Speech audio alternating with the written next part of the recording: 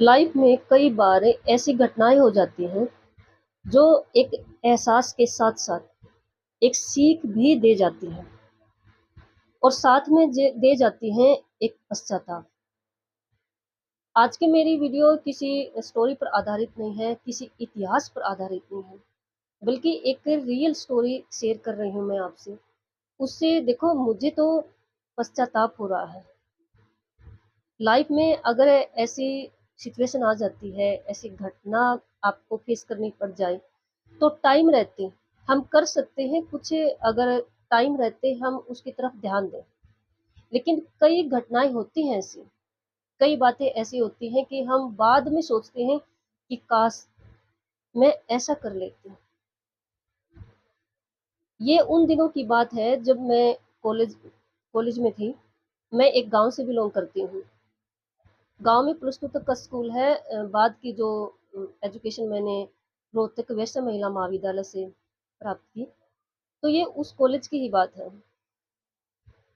मेरे से 2 साल जूनियर एक लड़की, मेरे गांव से ही, हमेशा मेरे टच में आने की कोशिश करती थी। मेरा कुछ कोई खास ध्यान नहीं था उसकी तरफ, लेकिन मेरा ध्यान तब गया जब वो भागकर बस में, जिस बस से हम रोहतक जाते थे, भागकर बस में चढ़ जाती और मेरे लिए सीट रोक लेती अपने पास। जब कभी कॉलेज की कैंटीन में मैं बैठी होती, मेरे अपने जो फ्रेंड्स होते उनके साथ, तो वो वहां पर आ जाती, इतना क्लोज फील करवाती। वैसे कुछ ज्यादा हमारे जो गांव में जो रिलेशन थे, वो बहुत दूर दूर थी हमसे, कुछ ज्यादा खास नहीं थे, लेकिन वो हमेशा इस तरह से क्लोज आने लगी कि वो कहते ना कि ध्यान ना जाए तो अपने आप चला जाता है। ऐसे ही कैंपस में होते कई बार सभी स्टूडेंट्स को इकट्ठा किया होता है किसी भी रीजन, तो वहां पर हमेशा मेरे पास होती थी। कई बार बातों बातों में वो ये भी कहती थी कि दीदी, मैं आपको अपना आदर्श मानती हूँ, एक जिंदा दिल लड़के, जिसको देखकर एकदम से दिल खुश हो जाए ना। हर तरह के गुण थे उस लड़की में, बोलने का, पढ़ने का, पढ़ाई में भी इंटेलिजेंट। बल्कि मैं इतनी खुश मिजाज नहीं थी, सही बता रही हूँ। मैं एक सीरियस टाइप लड़की थी उन दिनों। अब कोशिश कर रही हूँ, अब जिंदगी के अनुभव ने ये सिखा दिया है कि ज्यादा सीरियस नहीं रहना चाहिए लाइफ में। अब मैं पूरी कोशिश कर रही हूँ कि हर बात को इतने सीरियस और गंभीर तरीके से ना लें। वो इतने होते नहीं हैं सच में, और अगर मान लो हो भी, तो इतना टच करके हमें अपना लॉस नहीं करना चाहिए, हल्के में लो। तो वो एक ऐसी लड़की थी, बिल्कुल देख के दिल खुश हो जाए। कुछ ज्यादा क्लोज मतलब नेस नहीं थी हमारी भी, ज्यादा फ्रैंकल लेवल नहीं था हमारा, लेकिन वो मुझे अच्छी लगती थी और उसके व्यवहार से देखकर उसको मैं अच्छी लगती थी। बस इतना ही था। फाइनल के बाद मेरी शादी हो गई, हम ज्यादा कांटेक्ट में नहीं रहे। इसका सबसे बड़ा रीजन ये था कि उस समय पर मेरे पास पर्सनल फोन नहीं था। एक दो बार उसने मेरे हस्बैंड के पास फोन किया, लेकिन मोस्टली मेरे हस्बैंड बाहर ही मिलते थे, और ये जरूरी भी नहीं समझते थे कि इसको की वजह से स्पेशल उनसे बात करवाई जाए। मीन्स कुछ खास ध्यान नहीं था कि फोन आया है तो बात करनी ही जरूरी है। एक दिन मेरी माँ का कॉल आया। माँ से तो बात होती रहती थी। माँ ने बताया कि उस लड़की ने आत्महत्या कर ली। घरों में जो स्टोर करते हैं ना, गेहूं अनाज, उनमें रखने के लिए दवाई लेके आई लेकर आते हैं ताकि उसमें कीड़ा ना लगे। वो दवाई खाकर उसने अपनी जीवन लीला खत्म कर ली। सच में जब मैंने सुना, ये बहुत झटका लगा। कभी मैंने उसको टाइम नहीं दिया, कभी स्पेशल मैंने उसके बारे में डिस्कस नहीं किया, कभी उसकी जीवन में कभी एंट्री नहीं की मैंने, कभी मेरा इंटरेस्ट भी नहीं रहा। मैं इतनी क्लोज नहीं थी, मैं बता रही हूँ आपको। लेकिन उस दिन बहुत बुरा फील हुआ। और इतना ही नहीं, जब ये बात मैंने मेरे हस्बैंड को बताई कि इस तरह से मेरी फ्रेंड थी एक, मेरे से जूनियर थी 2 साल, उन्होंने ऐसा कर लिया। तो मेरे जो हस्बैंड ने मुझे बताया कि हाँ, एक दिन रात के 9-10 बजे कॉल आया, 2-3 बार आया, लेकिन मैं बिज़ी था। वही डेट जिस रात को उसने आत्महत्या की। जब मुझे इस बात का पता चला, सच में ये जो एहसास था ना मेरे अंदर, बहुत ज़्यादा पेनफुल था। मैं फ़ील कर रही थी कि शायद मैं उसको बचा सकती थी। वो कॉल मेरे पास कर रही थी, शायद मैं अगर मेरे पास उसकी बात पहुँचती तो शायद मैं उसको बचा सकती थी। लेकिन इसमें देखो मैं ये भी मानती हूँ मेरी कोई गलती भी नहीं थी, क्योंकि मेरे से बात ही नहीं हुई। एक बात और, जब इस बात की उसने आत्महत्या क्यों की, आप रीज़न सुनकर चौंक जाएँगे। उनकी शादी फिक्स कर दी थी, उसकी जहाँ पर शादी फिक्स की ना, तो वो मामी के रिलेशन में था। मामी सोनीपत में रहते थे।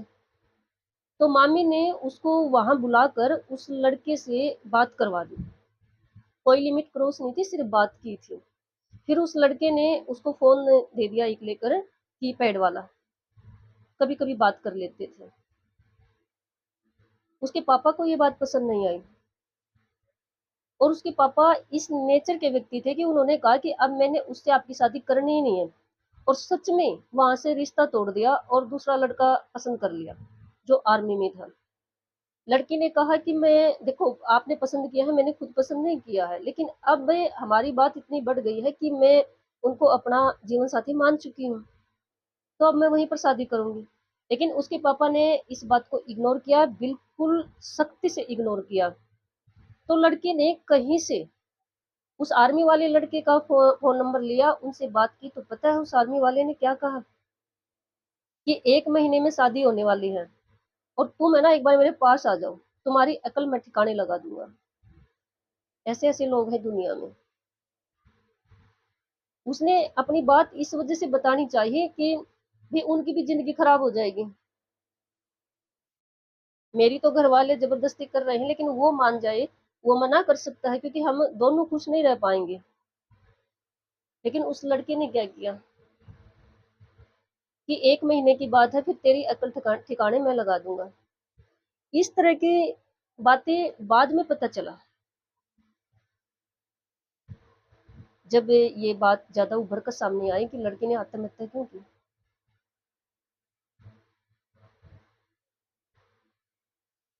लाइफ में कई घटनाएँ ऐसी हो जाती हैं, ऐसा लगता है कि काश हम उसको ठीक कर सकते थे।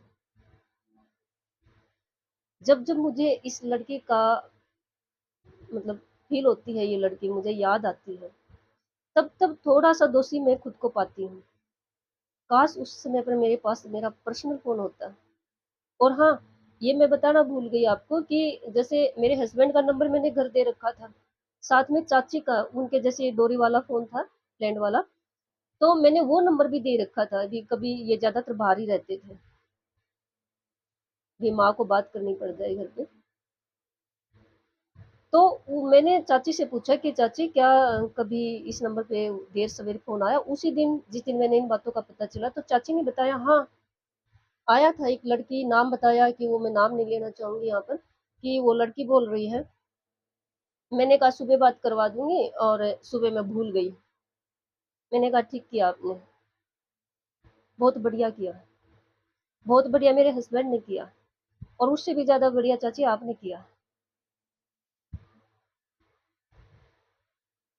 ऐसा लगता है ना, जब इंसान एक बार कॉल करता है और सामने से कोई रिसीव नहीं करता, अगर दूसरी बार फिर कॉल आता है, और वो भी ऐसे इंसान का जो कभी-कभी फ़ोन करता है, तो कॉल उठा लेना चाहिए। और 2 से नंबर संख्या बढ़कर 3, 4, 5, 6 तो समझ जाना चाहिए कुछ इमरजेंसी ही होगी। देखो, पता नहीं शायद ये कुछ कर्मा था, शायद कुछ लिखा हुआ था, लेकिन मुझे ऐसा लगता है कि अगर उस दिन मेरे हस्बैंड मेरी बात करवा देते या मेरी चाची मेरी बात करवा देती, तो शायद मैं उसको मरने नहीं देती, बिल्कुल भी नहीं मरने देती। मुझे इतना तो भरोसा है खुद पर।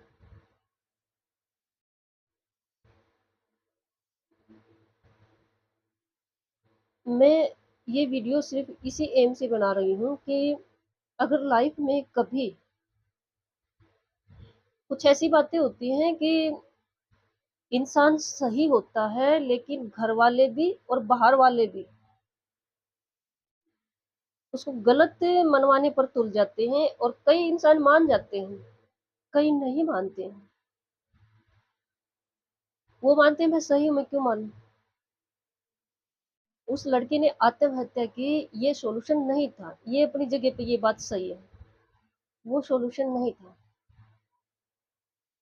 लेकिन पूरी घटना से ये क्लियर हो रहा था कि उसकी हेल्प कहीं से भी नहीं हुई। कोई भी एक इंसान ऐसा नहीं हुआ उस समय पर जो ये कह सके कि मैं हूं ना, तुम ऐसा कुछ नहीं करोगी, मैं सब ठीक कर दूंगा, मैं दूंगी, मैं हूं। ऐसे ऐसे जब पल होते हैं ना, तो इनमें बहुत ज्यादा जरूरी होता है। एडवाइस देने की जरूरत नहीं होती इस समय पर, एडवाइस देने का काम बाद में होता है। इस समय पर जरूरत होती है कि मैं हूं, आप ऐसा कुछ भी नहीं करोगे, कुछ भी नहीं सोचोगे, अ, मुझ पे भरोसा कीजिए। बहुत ज़्यादा ज़रूरी है इन पलों में ऐसी बातें करने के लिए। कई बार हम क्या करते हैं, जब ऐसी कुछ बातें आती हैं तो हम एडवाइस देना शुरू कर देते हैं। आपको ये करना चाहिए, आप ये करो, आपको करना ही पड़ेगा। अरे ठीक है, कुछ बात सही हो सकती है, लेकिन ये बाद में।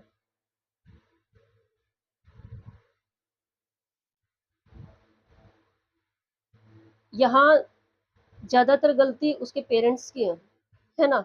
उसके परिवार की है। लेकिन उस लड़की ने मरना नहीं चाहिए था। मुझे हमेशा मलाल रहता है इस बात का कि आपको मरना नहीं चाहिए था, आपको लड़ना चाहिए था। कोई ना कोई सॉल्यूशन निकल ही आता।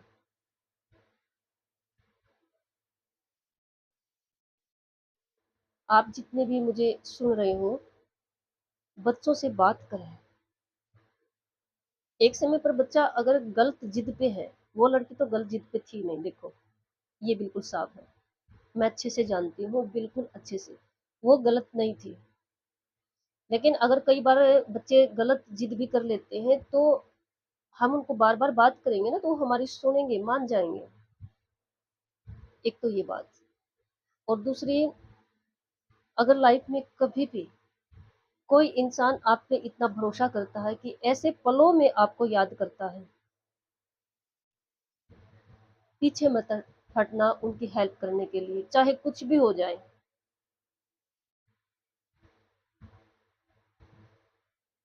नहीं तो मेरी तरह ऐसे रिग्रेट फील रहेगा कि काश मुझसे बात हो जाती।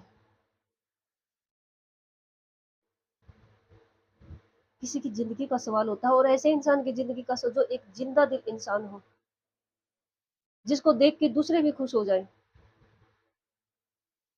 मैं ऐसे टाइप की रही हूँ, बहुत ज्यादा सीरियस और गंभीर, हर बात को ज्यादा सीरियस तरीके से लेना। लेकिन जब मैं उस लड़के को देखती थी ना, हमेशा जो सोचती थी कि काश मेरा नेचर भी ऐसा हो, खुश मिजाज, ज्यादा बातों को दिल पे ना लगाना, सही ले लेना। किसी ने ज्यादा दे दिया, सुना दिया, तो डस्टबिन है ना, दोनों कान है ना। हमेशा इतना अच्छा नेचर।